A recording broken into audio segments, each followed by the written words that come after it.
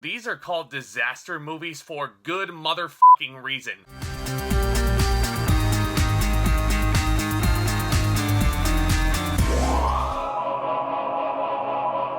Moonfall is the latest directorial outing from Roland Emmerich, who brought you Independence Day back in 1996, yes, as well as Godzilla 2 years later.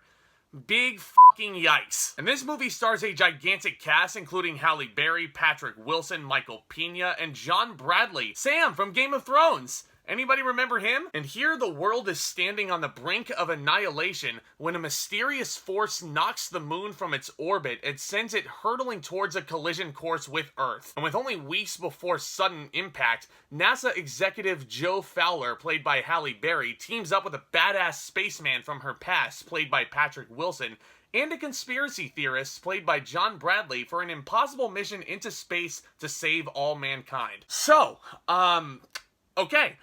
Let's get the small handful of positives out of the way first, and I do mean a very small handful here. This trio of lead performers is certainly well aware of what kind of movie they're in, for sure. And they look like they're all having so much fun here. Patrick Wilson looks like he's having a blast as the heroic, good-looking badass flying the rockets into deteriorating matter. Halle Berry has a lot of emotional background to sink her teeth into, providing for her family. And John Bradley just looks like he's having a ball as this wily conspiracy theorist. The movie itself has some good moments of visual wonder. The CGI spectacle is for sure present, and I do think that the sound design and the sound mixing make for an overall good theater experience. Like, this is a movie, if you turn your brain off completely, like if you tune out and don't pay any attention to the story, you can have some fun with Moonfall. Similar to something like an Independence Day, which certainly has a lot more meat to the bone in there, and The Day After Tomorrow even, which honestly some people think is better than Independence Day. If you turn your brain off from those movies, you can have a real blast with it, and Moonfall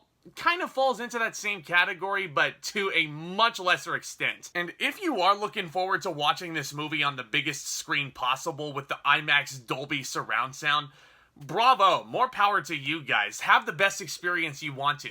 But holy bananas, I think Moonfall is definitely in way over its head. Because if you really think about it, like if you really go home and you sit down and think about what you watched, Moonfall, with its story and its script, it is all over the place. This is one big, gigantic, spectacular, scatterbrained clusterfuck of a disaster film. First of all, you guys remember Don't Look Up from a year ago?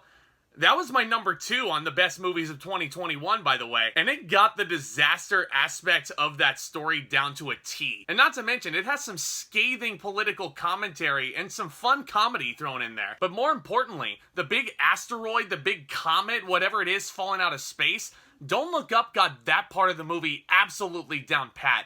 Moonfall, I feel like, is very copy-paste. Moonfall's attempts at comedy are laughably flat compared to Don't Look Up. Some of the dialogue in here is some of the cringiest dialogue you will ever hear. It's like Armageddon if you took all the likability out of it. Which brings me to my next point.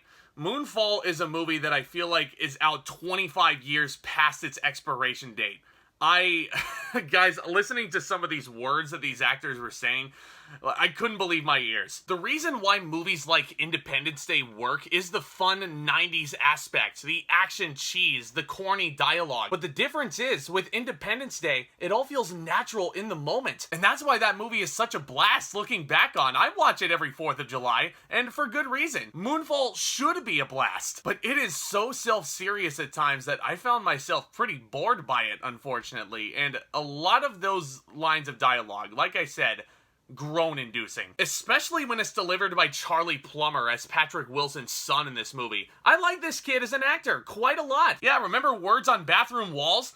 It's okay, it came out in the year 2020, so not a lot of you remember this flick, but he's a freaking revelation in here. Don't believe me, go check this one out. It's a hidden gem. But this movie for Charlie Plummer, it just wasn't the right fit, unfortunately. And guys, obviously, no spoilers on my end, but the way this movie wraps up and the big reveal at the end, infuriating because they are basically so convinced that the movie is going to warrant a sequel and set up these worlds, and that I hate that in big movies like this. Like, don't focus on the future before you put your first movie out.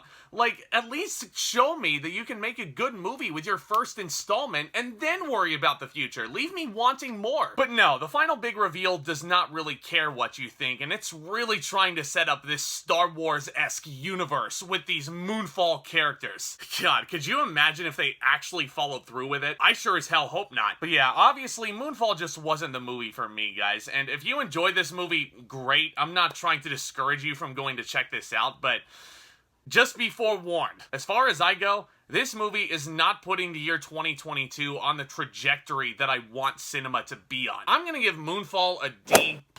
Moral of the story is simply this. If you're a filmmaker, and I'm not gonna name names, but you should not be going on social media saying that the MCU is ruining all cinema. And that's especially when you're coming out with movies that basically you're chastising the MCU for doing the exact same thing you're doing. It irks people like me who obviously love Marvel and love the MCU and what it's doing for movies these days, especially blockbuster cinema, and then are subjected to hypocritical nonsense like this. But yeah, this is all just my opinion, of course. What did you guys think of Moonfall? Let me know down in the comments section below. Are you guys gonna be watching Jackass Forever this weekend instead? Because I sure as hell am not going to. You couldn't pay me to watch Jackass Forever. I'm sorry, it's stupid. But yeah, I'd love to hear all of those thoughts and then some down in the comments section below. Hot takes only, and let's be as respectful as we can while doing so as well. Because I love discussing all things cinema with you guys, and if these are topics you sound interested in keeping up to date with me on, then do consider smashing that subscribe button along with that notification bell as hard as you possibly can. That way you can keep up to date with all of my future uploads from this point on. This channel is also very, very close to 1,000 subscribers. I'm really hoping that we can round that number up ASAP. And guys, don't forget, smash that thumbs up button on your way out. That is incredibly helpful to the success of this channel as well. And of course, stay tuned for more exciting content hitting this channel very soon. Loads more new releases in February that I can sink my teeth into. Cyrano was delayed, and someone did correct me in one of the live streams, so thank you so much for clarifying that. Cyrano will be coming out this month in February, though. I'll also be looking at projects like Death on the Nile, Dog, the Channing Tatum movie. There's a few other ones, like, you know, Uncharted. God, I hope that movie doesn't suck. And of course, I'll be keeping up to date with my Harry Potter series and the hype to Secrets of Dumbledore. Up next on the docket is one of my personal favorites, Order of the Phoenix. And I'll also be hosting a very special live stream with a very special guest of panelists. We're going to be reacting to the Oscar nominations. Y'all are the best, ladies and gentlemen. And with all that being said, back talk, commence.